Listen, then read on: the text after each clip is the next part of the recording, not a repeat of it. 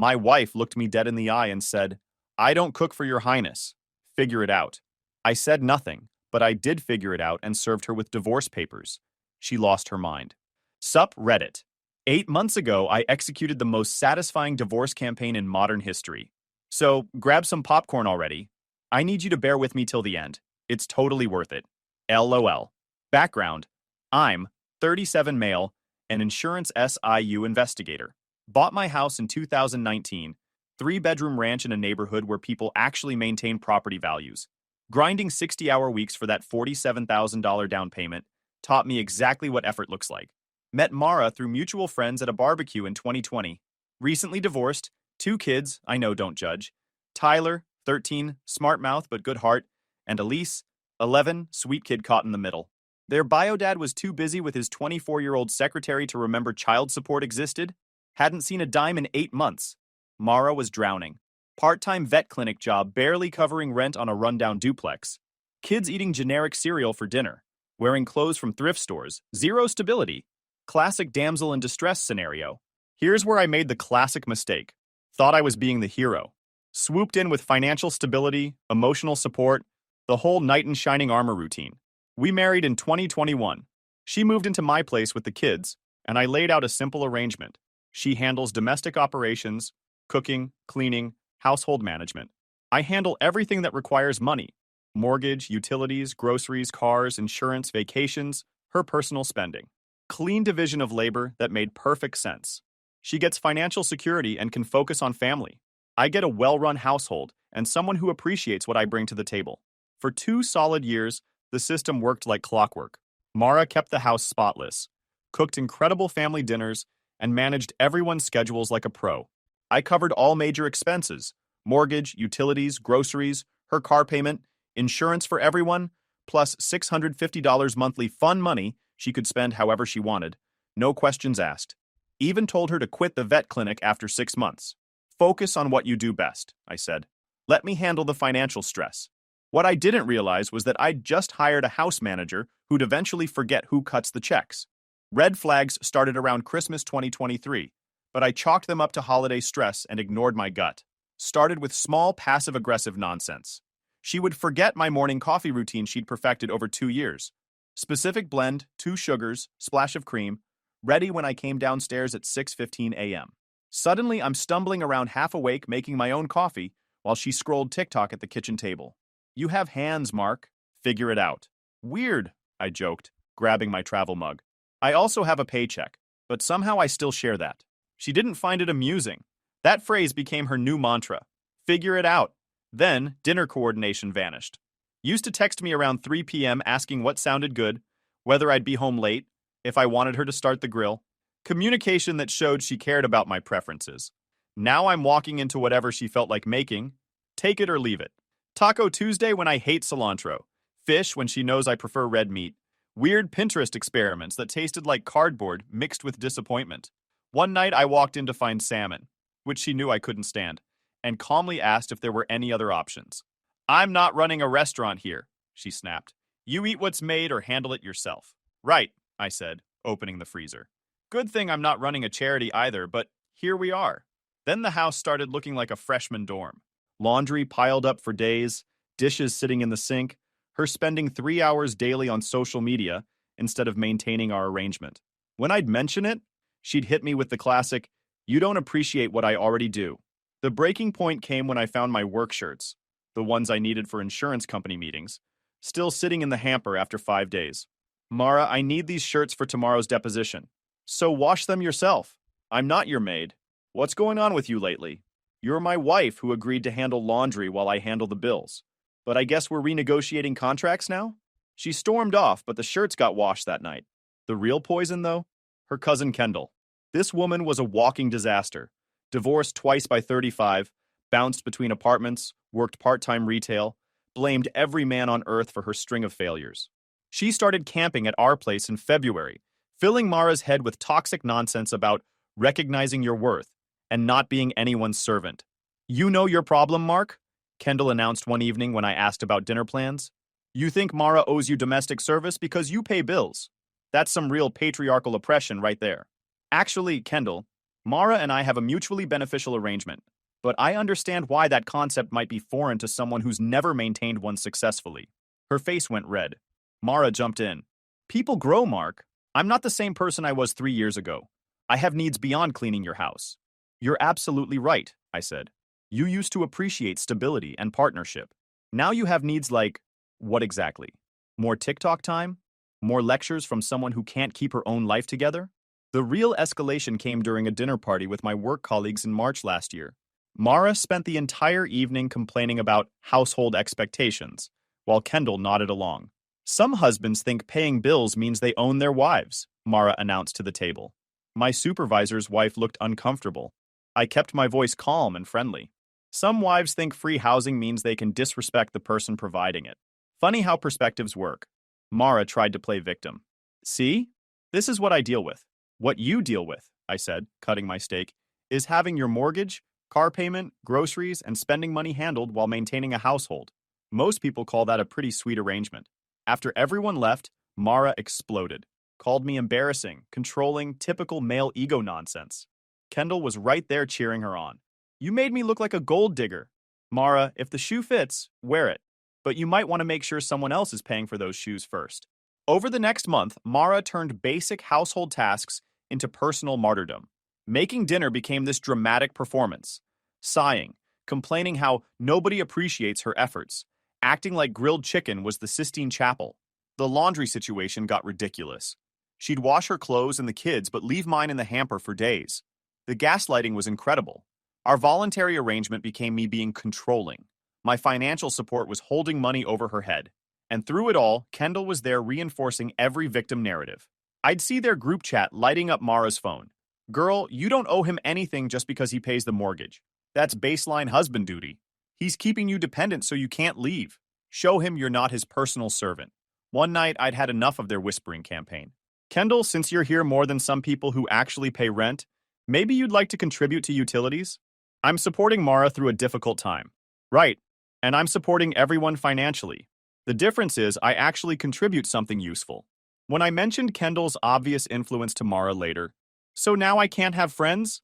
Can't talk to my family without your approval? That's toxic. You can talk to whoever you want. Just don't expect me to fund the therapy sessions disguised as family visits. Kendall understands what women go through better than you do. She understands what failure looks like. If that's your role model, we have bigger problems. What Mara was going through was living rent-free in a nice house, eating food someone else bought, driving a car someone else financed, while contributing exactly zero income and treating basic respect like oppression. But I stayed mostly cool through all this nonsense. Figured this was temporary insanity that would burn itself out once Kendall found some other drama to feed off. I thought her influence would die out once my wife realizes this woman was just trying to poison our marriage. Wrong again. March 15th, 2024. Thursday evening. I'm dragging after 14 hours investigating a staged auto accident that nearly cost the company $500,000 in fraudulent claims. Walk through the door smelling Mara's famous pot roast, usually a peace offering after we've been tense. Kids are at the dinner table. Tyler's wolfing down food. Elise's cutting her carrots into perfect squares like always. Mara's leaning against the counter, scrolling her phone. Kendall's planted in my chair at the head of my own table like she pays the mortgage. Long day, but this smells incredible, I say, loosening my tie and setting my investigation files down. Head to the cabinet for a plate. That's when I notice exactly 4 place settings. Tyler, Elise, Mara, and Kendall. Check the pot. Quarter of the roast left. Potatoes. Carrots. Definitely enough for the person who funded this meal and every other meal for 3 years. Looks like plenty left. Should I grab a plate? Mara finally looks up from her phone. Expression colder than a morgue slab. There's not enough for you. I blink hard. Come again? I made dinner for me and the kids. There's not enough for you. Now, I'm not a mathematician, but I can see the pot. Food sitting right there. Enough for 2 more people. But before I can point out basic reality, she drops the bomb. Look, I don't cook for your highness. I only cook for my kids. Feed yourself. The kitchen goes dead silent. Even Kendall looks surprised at the pure venom in that delivery. I stood there for maybe 10 seconds, empty plate in hand, processing what just happened. The woman living rent-free in my house, eating food I bought, just told me to feed myself while her toxic cousin sits in my chair eating my food. Feed yourself. Got it, sweetheart. And that was the final straw. What happened next? Absolutely beautiful. I didn't explode, didn't argue, didn't storm out, didn't give her the meltdown she was obviously fishing for. Just set the plate back in the cabinet, calm. I walked to the fridge, grabbed leftover Chinese from Tuesday, nuked it in silence. Ate standing at the counter, scrolling my phone like it was any other evening. But internally, I was already planning her destruction. Kendall tried filling the awkward silence. See, Mara? I told you he'd be mature about boundaries. Ignored her completely. Mara kept shooting glances my way, probably wondering why I wasn't begging for dinner scraps or throwing a tantrum she could use as ammunition later. After finishing my reheated General Tso's, I rinsed the container, loaded it in the dishwasher, and headed to my office. Closed the door and started doing what I do best. Investigating fraud and building bulletproof cases. Pulled up every account I managed. Mortgage, utilities, groceries, cars, insurance, credit cards, subscriptions, her monthly allowance. Over $4,200 monthly, keeping this woman comfortable while she treats me like hired help. Called my brother Daniel first. He's a contractor, practical as they come. Zero tolerance for disrespect. Bro, he said after I broke it down. That's ice cold. In your own house while you're bankrolling everything? Gets worse. Her cousin was sitting there eating my food, probably coached this whole performance. Forget that noise entirely. What's the plan? Legal counsel, evidence collection, and maybe help relocating some equipment if this goes sideways fast. You got it, brother. This wasn't about dinner. This was Mara testing how much disrespect I'd swallow before I finally grew a spine and fought back. Time to teach her some lessons. The next morning, Mara acted like nothing happened. Made coffee for herself and Kendall, my coffee in my house, handled the kids' routine, and went about her day. Didn't even acknowledge. Perfect. I'd let her enjoy that fantasy while I quietly dismantled her comfortable existence. First move. Removed her from every financial account I controlled. Credit cards, bank access, automatic payments, gone. Set up completely new accounts at a different bank. Moved direct deposit, changed all passwords. Canceled her gym membership, her monthly massage therapy, those subscription boxes, the premium Spotify and Netflix accounts she used for background noise during 3-hour TikTok sessions. Beauty was that none of this would hit immediately. She'd discover each cancellation gradually as services got suspended. Daniel came by Saturday to help relocate some clothes to the guest room and set up a mini fridge in my office. He took one look at the kitchen setup and shook his head. Dude, this passive-aggressive nonsense is next level. She's literally treating you like unwelcome hired help in your own place. Check this out. Opened the main fridge to show him Mara's labeling system. Her diet sodas, organic yogurt, artisanal cheese, all marked Mara's with sticky notes. My food crammed into one corner like an afterthought. Good grief, Daniel muttered. She's rationing food in your own fridge. My fridge. Stocked with groceries I bought. That's when we heard voices from the living room. Mara and Kendall back from wherever they'd been spending my money. Told you he'd start acting out eventually, Kendall was saying. Men like him can't handle women with boundaries and self-respect. Daniel looked at me and raised an eyebrow. Interesting. I smiled. Oh, brother. Interesting is just getting started. Over the next 2 weeks, I became a polite ghost in my own house. Cordial but distant. I started grocery shopping solo. Kept my food in the office fridge. Began eating lunch out instead of bringing leftovers from family dinners I wasn't invited to. When Mara's grocery card got declined at Target that first weekend, she came storming into my office confused and angry. The card's not working. What happened to the account? Adjusted the budget, I said, without looking up from my case files. Since I'm handling my own food now, I canceled the family grocery fund. Her face went through 5 emotions in 3 seconds. Mark, the kids need groceries. Kids are always welcome to anything I buy. The joint checking account still has money for household essentials. What I didn't mention was that joint account had maybe $400. Everything else was in accounts she'd never seen and couldn't access. You're seriously going to be this petty over one dinner? Nope. I'm just feeding myself, exactly like you suggested. The panic in her eyes was beautiful. For the first time in months, she was realizing her actions had consequences. While she was discovering the reality of budgeting with no income, I was downtown meeting with Ezra Park, the most ruthless divorce attorney in the state. This guy had a reputation for leaving opposing parties financially and emotionally destroyed. Ezra's office screamed expensive success. Corner suite, leather everything.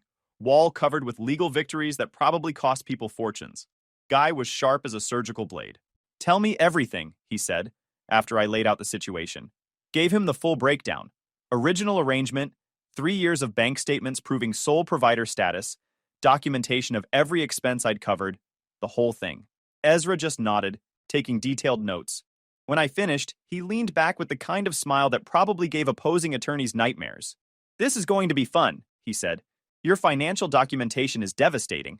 And honestly, this dinner incident combined with outside interference creates a perfect narrative of ingratitude and manipulation. How tough can we make this? How creative do you want to get? Because I'm thinking scorched earth with precision strikes. Spent 2 hours mapping strategy. No biological children to complicate custody. House was mine pre-marriage. Minimal joint assets to split. Mara brought basically nothing to the marriage except debt and drama. The goal isn't just winning," Ezra explained. "It's making sure she understands the exact cost of disrespecting someone who is supporting her completely. What about the kids? They're not yours legally, so no support obligations. But if you want to maintain relationships, we can structure that independently." Daniel was waiting at Murphy's Sports Grill afterward, filled him in on Ezra's game plan while we watched college basketball and ate wings. "So basically, she's screwed," he summarized. "Unless she can prove abuse or hidden assets, she's looking at maybe 2 years temporary alimony and whatever personal stuff she brought to the marriage." That night, Mara made spaghetti and meatballs, clearly attempting damage control. Set the table for 5 this time, even broke out the cloth napkins and water glasses. "Dinner's ready," she called sweetly, like the past 3 weeks never happened. Looked at the table, then looked at her hopeful expression, felt absolutely nothing. "Thanks, but I already ate." Hope died in her eyes completely. Kendall jumped in with some comment about emotional manipulation tactics, but I just walked to my office and closed the door. Perfect. Let them plot my destruction. Everything they said was just more ammunition for Ezra's case. 3 weeks post-pot roast, I orchestrated the most satisfying moment of this entire campaign. Came home to find Mara in full panic mode, pacing the living room clutching a manila envelope, tears streaming down her face. Here's the thing. Could have had the process server show up any time, but I specifically requested Thursday at 3 p.m. peak comfort zone time when she'd be in pajamas binge-watching Netflix with Kendall while kids were at school. Professional guy in a suit delivering divorce papers while she's looking like a slob? That's psychological warfare with style. "What the heck is this?" she said, waving papers at me as I walked through the door. Kendall stood behind her, looking pale and panicked. I set my investigation files down calmly, loosened my tie. "Let me see," I squinted. "Oh, looks like divorce papers to me." "Divorce papers? Are you out of your mind?" I could hear Tyler's music upstairs, Elise on a video call with friends. Perfect timing. Drama contained to the main floor. Mara's voice hit that screechy register women use when reality crashes their fantasy. "You're ending our marriage over dinner? Over pot roast? Are you seriously this petty?" Sat down on the couch, looked her dead in the eye. "This isn't about pot roast, Mara. This is about you treating me like a bank and disrespecting me." Kendall couldn't stay quiet. "This is insane, Mark. You can't divorce someone for having boundaries and self-respect. Actually, Kendall, I can divorce someone for whatever reason I want in a no-fault state.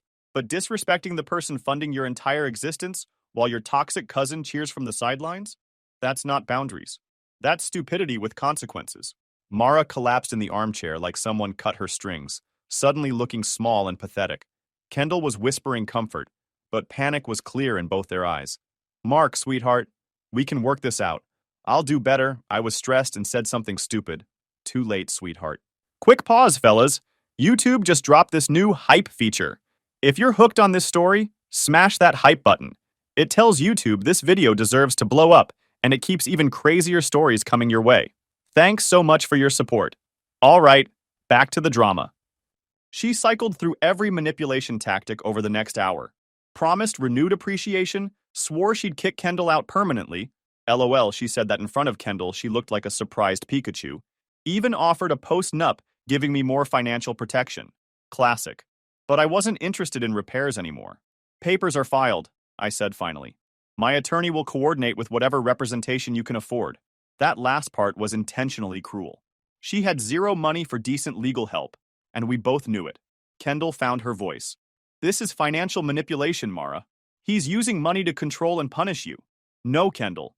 I'm using my money to support myself. Mara's completely free to use her money however she wants."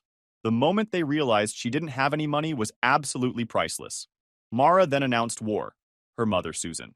Nightmare mother-in-law who'd never liked me, because I wasn't the wealthy doctor she thought her princess daughter deserved. A phone call came 2 days after service while I was reviewing surveillance footage for a workers' comp case. Mark, we need to talk about this divorce nonsense. Hi, Susan. If this concerns the divorce, speak to my attorney. Don't lawyer talk me, young man. I know what this is about, and I'm ashamed of you. Daniel was in my office helping organize case files. I put it on speaker for his entertainment. Susan, this is between Mara and me. Respect? You want to talk about respect? That girl gave you 3 years of her life, raised your household like it was her career? In my household, I corrected, that I pay for, along with everything else that costs money. A real man doesn't keep score in marriage, Mark. Daniel rolled his eyes and made a dismissive gesture. I bit back a laugh. You're right, Susan. Real husbands don't keep score because their wives treat them like partners instead of walking ATMs. If you go through with this vindictive nonsense, you'll destroy those children's stability. The children will be fine. Their mother is apparently very good at figuring things out. Hung up and blocked her number immediately, but not before screenshotting everything for Ezra's evidence file. Susan was just the appetizer. Mara's real strategy emerged when she somehow scraped together $5,000 retainer for Rebecca, a lawyer with a reputation for scorched earth divorce tactics and minimal ethics. What Mara didn't understand was that Rebecca charged $350 per hour, and going to war with Ezra Park was bringing a water pistol to a nuclear weapon fight. Rebecca's first letter was 12 pages of legal intimidation, designed to make most guys fold immediately. Accusations of financial manipulation, demands for massive temporary support, threats of restraining orders, the full victim playbook. Ezra just laughed when I forwarded it. She's throwing every desperate tactic at the wall hoping something sticks. Problem is, your financial records are bulletproof, and Mara has zero legal standing for most of these demands. What's our counterstrike? We obliterate her completely. Our response was surgical precision. 18 pages dismantling every demand Rebecca made, with financial records showing Mara's spending patterns, documentation of our original voluntary arrangement, and detailed legal analysis explaining why each demand was frivolous nonsense. Best part was Ezra's counterclaim. Demanded Mara pay all my legal fees, plus court costs for filing frivolous motions designed to harass and intimidate. Long shot, but worth pursuing given her restraining order stunt. Meanwhile, Kendall had moved into my guest bedroom temporarily to support Mara through this difficult transition. They spent hours plotting strategy, researching tactics online, probably watching YouTube tutorials about destroying men in family court. What they didn't realize was that every conversation was building Ezra's case.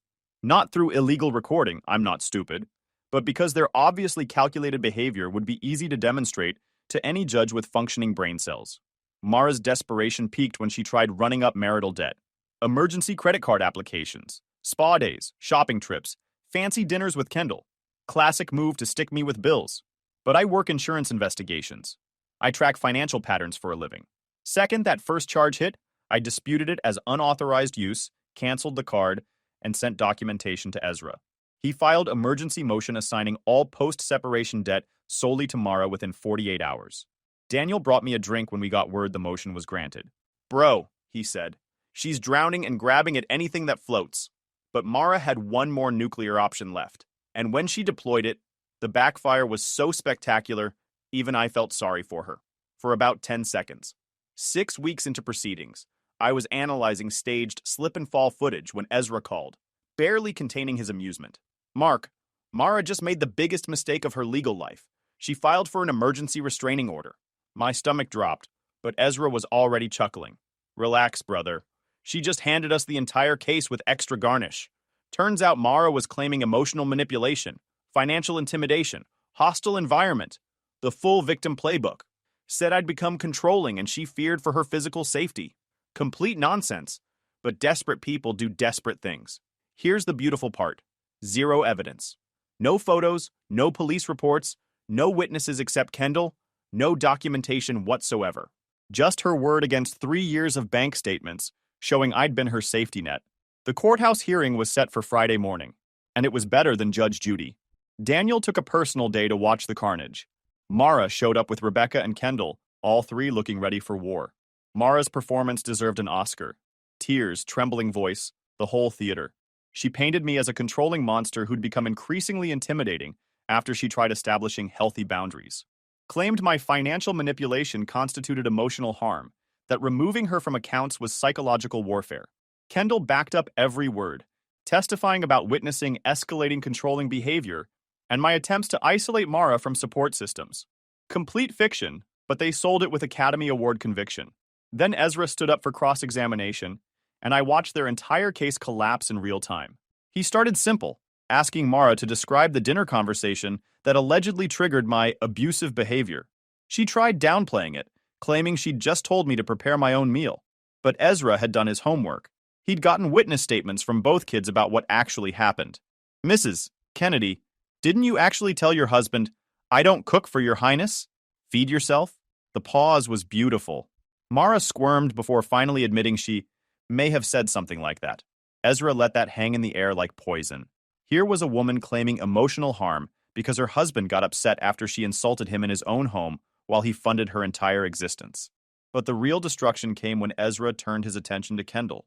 Turns out my toxic cousin-in-law had been spending 20 to 30 hours weekly in my house, eating my food, using my utilities, coaching my wife to disrespect me. So you were living in my client's home rent-free while encouraging his wife to treat him with contempt? Kendall's stammering non-answer was all anyone needed to hear. Judge looked like he'd heard enough amateur theater for one lifetime. Motion denied, and he warned Mara that another frivolous filing would result in contempt charges and potential perjury referral.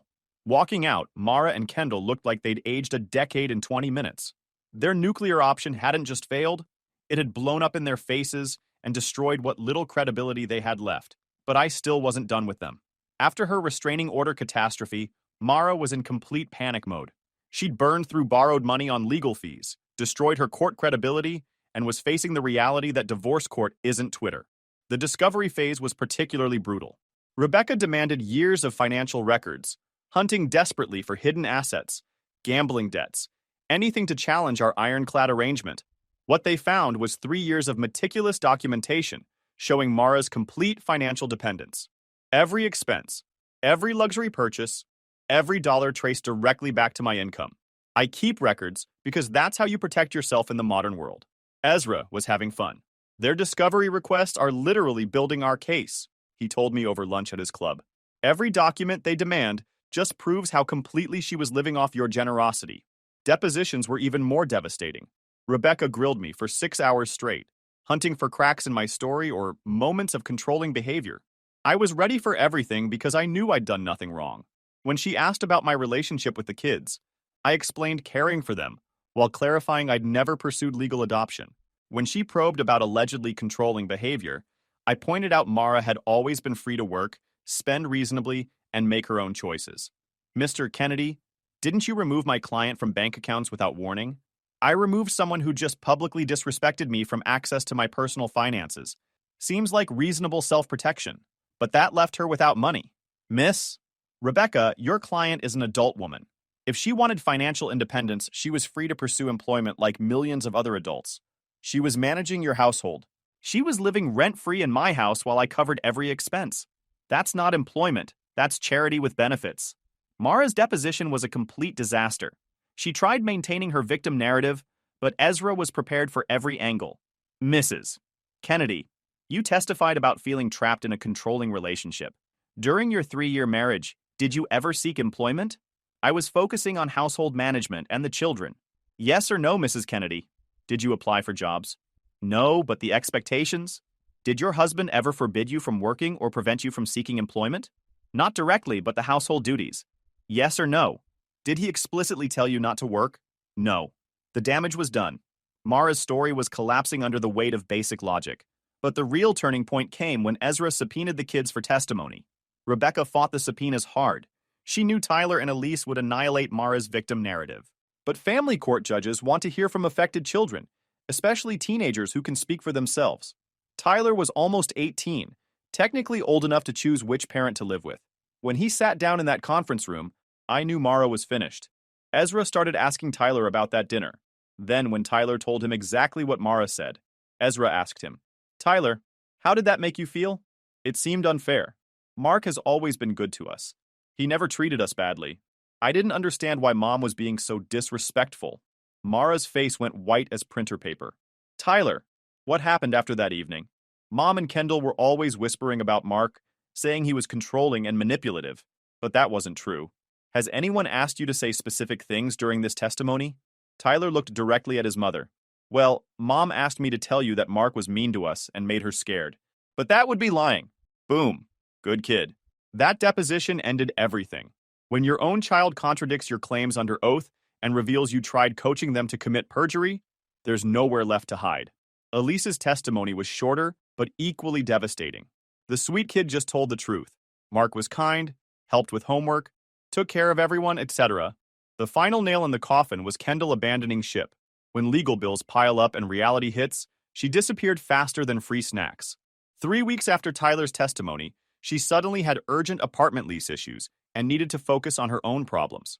Stopped returning Mara's calls, stopped showing up for emotional support, basically vanished when the going got tough.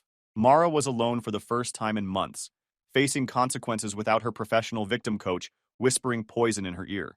Rebecca called Ezra with a settlement offer that was worse than our original proposal. No ongoing support, minimal asset split, Mara responsible for her own legal fees. She's done, Ezra told me. If this goes to trial, the judge will destroy her based on the kid's testimony alone. But I wasn't interested in showing mercy. Counteroffer, I told Ezra. She's out in 30 days instead of 90, takes responsibility for her own legal debt, and I want it clear in the record that her claims were unsubstantiated. Mara signed on a cold Thursday in November. We met at the courthouse for the final hearing, and for the first time in months, she looked me directly in the eyes. I hope you're proud of yourself, she said. Getting there, I replied. She didn't like that. 18 months post-divorce, and the aftermath has exceeded even my expectations. Mara moved into a 2-bedroom apartment on the wrong side of town, only place she could afford on her new receptionist salary. First full-time job in 4 years, and reality hit hard. No more shopping sprees, monthly spa treatments, or dining out whenever she felt like it. Kids are thriving without the toxic drama. Tyler graduated with honors. Got accepted to State University with partial scholarship. I'm covering the remainder because he's a good kid who has manners. He calls me weekly, considers me more of a father than his biological dad. Elise is adjusting well too. Both kids understand their mother made terrible choices and faced appropriate consequences. They visit Mara on weekends, but know they can count on me for stability and support. The legal aftermath was absolutely brutal. Between her lawyer fees and the court costs from her frivolous motions, plus debt she accumulated trying to maintain her lifestyle during proceedings, she owes close to $80,000. Money borrowed from the family that she'll be paying back for the next 10 years. But here's the most satisfying part. Remember how Kendall disappeared?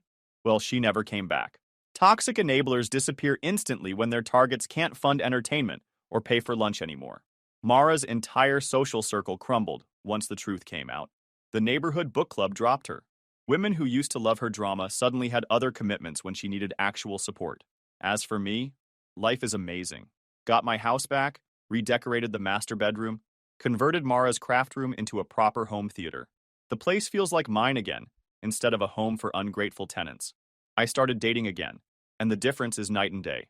There are women out there who actually appreciate effort, understand relationships require mutual respect, and would never dream of insulting their partner. Currently seeing Laura, a teacher who makes her own money, splits dinner checks, and respects me. Revolutionary concept, apparently. All right, folks, this story gets its perfect ending from last month, which provided the most hilarious closure possible. Daniel and I were grabbing lunch at Rossetti's Diner near my place, just shooting the breeze about his latest construction project while I told him about Laura. We're talking about taking a weekend trip to the mountains. That's when a familiar figure walked through the door. Mara. Looking rough, honestly. Cheap clothes from discount stores, hair desperately needing professional attention. That stress-worn face that comes from working retail for the first time at 35. But she wasn't alone. Some guy I didn't recognize was with her. Probably new boyfriend she was already trying to lock down for financial security round 2. She was carrying her phone like she was about to go live on social media. Daniel spotted them immediately. Oh, this should be premium entertainment, he muttered. Then she made a beeline straight for our table. Phone held up recording, voice loud enough for the entire restaurant to hear. Look, everyone, here's the man who abandoned his family over dinner. The guy who destroyed his marriage because his wife dared to set boundaries and never let him treat her like a maid. Every head in the place turned. Mara was clearly attempting to create some viral victim moment, probably hoping to humiliate me publicly or generate sympathy from strangers. And the most hilarious part? This grown woman, I kid you not, was playing a background song, probably recording a TikTok. The song was like, all day, every day, therapist, mother, maid, nymph then a virgin, nurse, blah, blah, blah. You make me do too much labor? I didn't know if I was supposed to shit myself or die laughing. I just sat there calm as still water, fork halfway to my mouth, took a deliberate bite of my burger, chewed thoughtfully, looked up at her with zero emotional reaction. Oh, hello, Mara, I said quietly. You're embarrassing yourself. Embarrassing myself? You destroyed our family because I wouldn't cook for you one night. The new fella looked uncomfortable as heck, probably starting to realize he'd stepped into serious crazy territory. Other diners were just enjoying the show, some filming with their own phones and laughing. That's when I decided to give everyone the complete, unvarnished truth. Folks, I said calmly, addressing the room while staying seated, this is my ex-wife. She's a lil mad because I wouldn't bankroll her lifestyle while she acted like a house manager. Mara's face started turning red. Stop! You're twisting things! People were containing their laughs. Ma'am, Daniel interjected with perfect timing, this man funded your complete lifestyle for 3 years, and you couldn't spare him a plate of food in his own house. You need to leave and let us enjoy our freaking food. It's getting cold. The restaurant manager showed up, a middle-aged guy who'd clearly dealt with public drama before. I'm going to need you to lower your voice or take this outside, he told Mara firmly. This man ruined my life. I will... The manager looked at Mara, then at me, made his obvious decision. Ma'am, that's none of my concern. You need to leave now, or I'm calling the police. Mara's new dude was already sneaking for the exit. She chased after him, still screaming about how terrible I was, and everyone should know the real truth. Daniel was laughing so hard he could barely breathe. Dude, that guy is definitely gone now. Several diners stopped by our table as we finished eating. All of them basically said the same thing. You dodged a nuclear bomb, man. Mara's little performance probably did go viral, just not how she intended. Meanwhile, I drove home to my peaceful house, cracked open a cold drink, and enjoyed Sunday afternoon.